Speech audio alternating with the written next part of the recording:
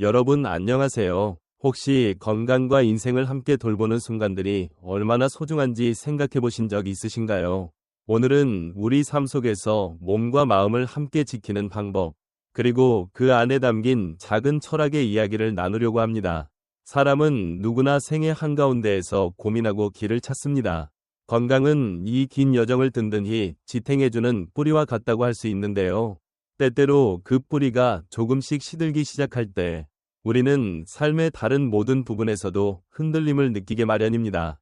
그래서 몸을 돌아보는 일은 단지 생물학적 건강만을 뜻하는 게 아니라 인생의 전체 결을 매만지는 중요한 과정이 됩니다. 기억에 남는 한 어르신께서 이런 말씀을 하신 적이 있습니다. 나무가 자라는 데에는 햇빛과 물이 절대적으로 필요한데 사람도 눈에 보이는 영양뿐 아니라 보이지 않는 마음의 온기가 있어야 한결 건강해진다는 이야기였습니다. 몸은 충실히 움직이되 마음에는 여유로운 쉼을 주어야 조화롭게 성장한다는 의미였지요. 그런데 살아가다 보면 몸과 마음이 함께 쉬기란 뜻대로 되지 않습니다. 하루하루 바쁘게 살다 보면 건강이 나빠져도 그저 자연스러운 노화라고만 여기고 넘어가기 쉽고 마음이 지쳐가도 그냥 세월 탓이라며 흘려보내기 마련입니다. 그렇다면 과연 어떻게 하면 몸과 마음을 함께 살피고 그 과정을 통해 인생의 더 깊은 의미까지 찾아볼 수 있을까요? 이 질문에 답해보고자 몇 가지 이야기를 전해드리려 합니다. 어쩌면 이미 익히 들어본 이야기일 수도 있고 혹은 조금 낯선 방식일 수도 있습니다. 그러나 여러분이 지금 이 자리에 오신 것은 결코 우연이 아닐 겁니다. 마음 한구석에 건강과 삶에 대한 물음이 있었기 때문이겠지요. 우리는 흔히 건강이라는 말을 들으면 영양제나 운동법 혹은 특정 질병 예방 같은 내용을 떠올립니다. 물론 이런 것들도 중요하지만 조금만 생각을 더 깊이 해보면 건강이란 몸의 상태를 체크하고 개선하는 것만으로 충분하지 않습니다. 사람의 몸은 마음과 대화하며 움직이니까요. 그래서 몸의 피로나 통증은 때론 마음이 보내는 신호일 수도 있고 마음의 괴로움은 몸으로 드러나기도 합니다. 이런 연관성을 알게 되면 건강을 지키는 일은 단지 병원이나 약국을 찾는 단계에 그치지 않는다는 사실을 깨닫게 됩니다. 때로는 삶에서 벗어나고 싶은 마음이 들기도 하고 또 한편으로는 하루하루가 소중하다고 느끼기도 합니다. 건강 역시 마찬가지입니다. 우리는 어느 날 깨어나서 문득 몸의 기능이 예전만 못하다는 사실을 깨닫게 됩니다. 계단을 오르는 일이 버겁고 의자에서 일어날 때 어딘가 욱신거리는 부분이 생기지요. 그럴 때면 이제 정말 나이가 들었구나 하는 서글픔이 밀려옵니다. 그렇지만 이때야말로 우리가 인생에서 배운 지혜를 적극 활용할 타이밍이기도 합니다. 나이가 들면 축적되는 것은 주름과 함께 오랜 세월의 경험이니 이 경험은 신체적 한계를 단순히 두려워하기보다 하나의 이정표로 삼으라고 가르쳐줍니다. 몸을 돌보는 것은 어렵지 않습니다. 가령 아침에 일어나서 5분이라도 몸을 가볍게 움직이고 창문을 열어 맑은 공기를 들이마시고 작은 손목과 발목 돌리기를 통해 순환을 돕는 것만으로도 몸이 깨어납니다. 그리고 그 다음에는 잠시라도 마음의 쉼을 주기 위해 짧은 감사 인사를 건네볼 수도 있습니다. 오늘 하루도 이 몸이 잘 깨어나 함께하게 됨에 고맙다 라고요. 작은 이 행동들이 모여서 우리의 하루, 나아가 일생의 변화를 가져올 수 있습니다. 여기서 문득 하나의 철학적 질문이 떠오릅니다. 내가 사는 것은 무엇을 위함인가? 이 물음은 오래전부터 수많은 현자와 철학자들이 탐구해온 주제이지요. 어떤 이는 사랑하는 이들을 돌보는 책임감을 위해 산다고 하고 또 어떤 이는 지금 이 순간에 담긴 즐거움을 만끽하기 위해 산다고 합니다. 그 누구도 답이 틀렸다고 할 수는 없습니다. 다만 공통적으로 우리가 깨닫게 되는 것은 살아있음을 유지하기 위해서는 당연히 건강을 뒷받침해야 한다는 사실입니다. 어찌 보면 너무 당연하지만 정작 절실해지는 순간은 막상 몸이 아프거나 힘들어질 때라는 점이 안타깝습니다. 그렇다면 구체적으로 몸을 어떻게 돌봐야 할까요? 몇 가지 제안을 드려볼까 합니다. 먼저 몸의 소리를 들어보는 습관을 제안합니다. 언젠가부터 식사량이 줄거나 잠드는데 어려움을 겪는다면 혹은 가슴이 조여오는 불안감이 생긴다면 그것을 단순히 지나치는 대신 왜일까? 하고 스스로 묻는 시간을 가져보라는 것입니다. 문득 식사도 맛이 없고 무언가 허전함을 느낀다면 그것은 단순한 식욕 부진이 아니라 마음의 허기가 원인이 될 수도 있습니다. 그러니 그럴 땐 영양을 풍부히 갖춘 식사만큼이나 가족이나 친구와의 따뜻한 대화가 필요한 법입니다.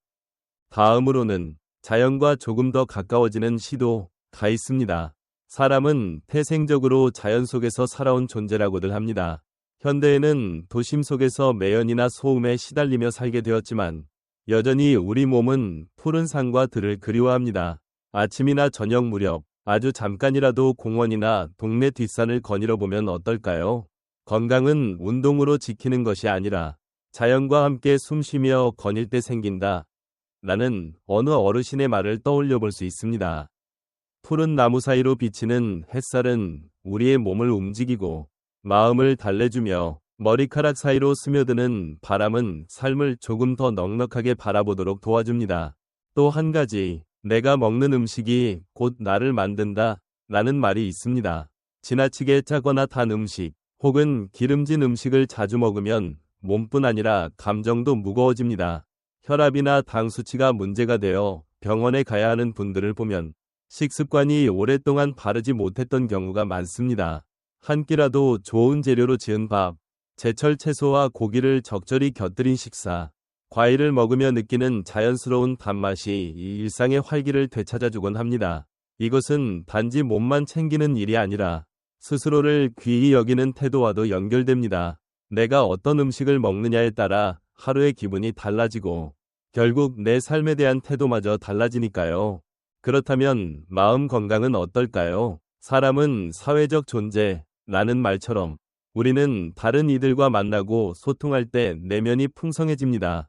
친구 혹은 가족 또는 가까운 이웃과 따뜻한 차 한 잔 나누며 웃는 이야기를 주고받는 것은 호흡 운동 이상의 큰 가치를 지닙니다. 때로는 잔소리로 느껴질지라도 타인의 관심과 걱정이 전혀 없는 고립된 삶보다는 훨씬 건강한 상태일 수 있지요. 너무 혼자만의 시간을 가지면 마음이 어두워지기 쉽고 그것이 곧잘 몸에도 반영되어 어딘가 쑤시거나 통증이 생길 수 있습니다. 사람과 어울리는 시간을 조금만 늘려봐도 마음의 온기가 돌아오고 몸의 긴장도 한결 풀리는 것을 느끼게 됩니다. 그런데도 세상이 점점 더 빨리 돌아가고 사람들의 마음이 점점 더 복잡해지니 어쩔 수 없이 만남과 대화가 줄어든다고 하소연하는 분들도 많습니다. 이런 시대일수록 의식적으로라도 소통의 창구를 만들어 봐야 합니다. 책이나 음악, 미술, 혹은 다양한 취미를 통해 새로운 사람들과 얕으나마 끈을 맺는 시도도 좋습니다. 어쩌면 기존에 알고 지내던 작은 교회나 모임에 한 번 더 참석해보는 것도 방법입니다. 누군가는 멋모르고 나갔다가 낯선 사람들과 만나게 되었는데 어느새 인생에서 가장 소중한 친구가 되었다 라고 회상하기도 했습니다. 실제로 우리가 인간관계에서 얻는 긍정적 에너지는 몸의 면역력까지 끌어올리는 힘이 된다고 합니다. 마음이 힘들 때는 가끔 혼자만의 조용한 시간을 가져보는 것도 좋습니다.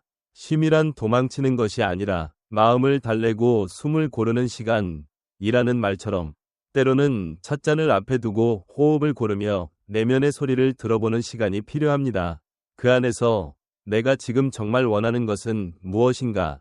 라는 질문도 자연스럽게 떠오를 수 있습니다. 이런 내적 대화가 익숙해지면 몸의 통증이나 피로에도 더욱 섬세하게 귀를 기울이게 되므로 생활 습관을 조정하는 힘이 생겨납니다. 사람들은 저마다의 길을 걷습니다. 젊은 시절에는 일에 매달리느라 자신을 돌아볼 여유가 없고 어느덧 나이가 들어 한숨 돌리려 할 때는 몸이 예전처럼 따라주지 않아 서글퍼집니다. 하지만 우리 인생은 한 걸음 물러나 관찰해보면 생각보다 길고 넉넉한 구석이 있습니다. 조금 늦었다고 느껴질 때가 사실은 몸과 마음을 보듬기에 가장 좋은 순간일 수도 있습니다.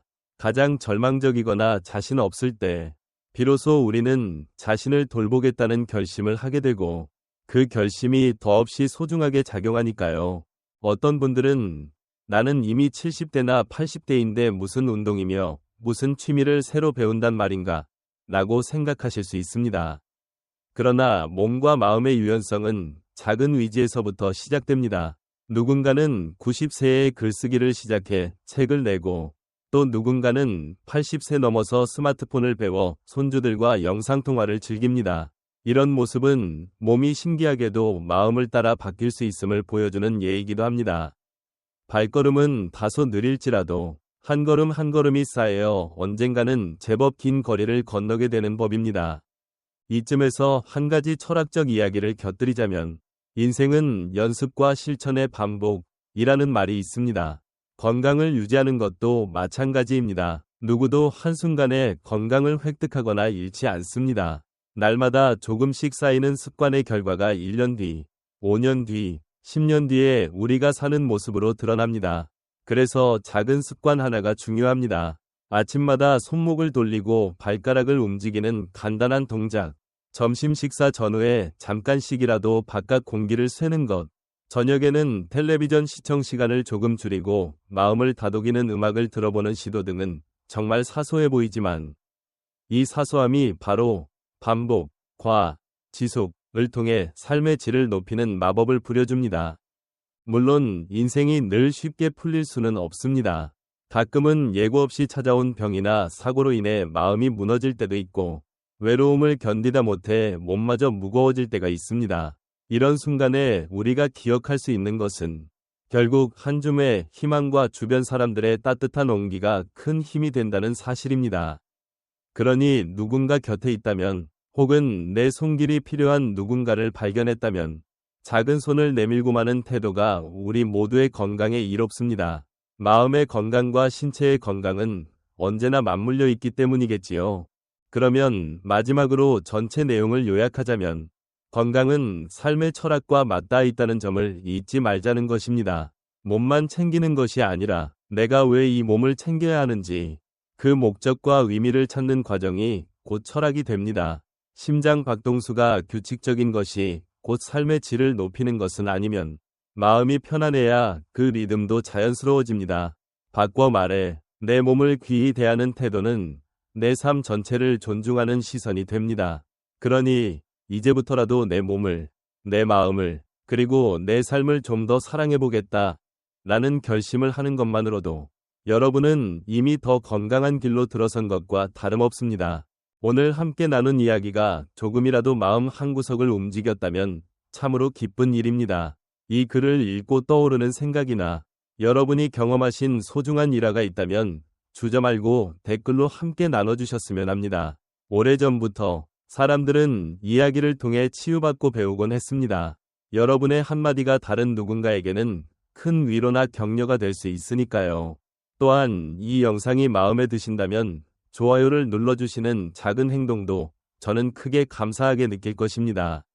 앞으로도 계속해서 서로의 이야기를 나누고 좀 더 건강하고 의미 있는 삶을 향해 함께 나아갈 수 있길 바랍니다.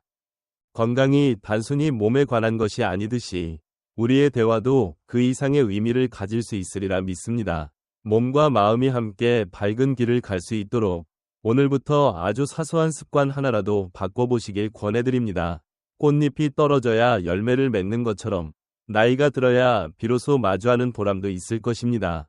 지금 이 순간 우리가 함께 이 길을 걸어간다면 그 자체로도 의미 있는 일 아니겠습니까? 오늘 영상은 여기까지입니다. 바쁘신 중에도 함께 해주셔서 정말 감사드립니다. 더 많은 분들이 이 이야기를 접하고 힘을 얻으실 수 있도록 소중한 의견을 댓글로 남겨주시고 마음에 드셨다면 좋아요와 구독으로 앞으로도 계속 동행해 주시면 저에게도 큰 응원이 됩니다. 언제 어디서나 몸과 마음 모두 푸른 숲길을 걷듯 건강하고 평온하시길 바라며 이만 인사드립니다. 감사합니다.